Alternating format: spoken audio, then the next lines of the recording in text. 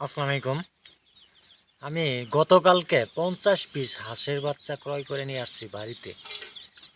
হ্যাঁ, মানুষ বলেন মানুষের ইচ্ছা থাকলে যে ইচ্ছাগুলো পূরণ করব, স্বপ্নগুলো পূরণ করব, এগুলো যদি বাধা হয়ে দাঁড়ায় তখন কিন্তু ভালো লাগে না।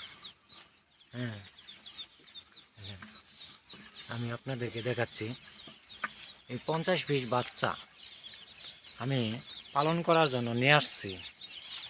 এটা কি আমার অপারত হয়ে গেছে? আমার ফ্যামিলি থেকে আমাকে সাপোর্ট করে না এগুলো পালন করার জন্য। আপনারা কি বলেন? কমেন্টে অবশ্যই আমাকে জানাবেন। হ্যাঁ, দেখেন আমি গতকালকে নিয়ে আসছি, বাচ্চাগুলো কত সুন্দর, আমার কাছে কিন্তু ভালো লাগে।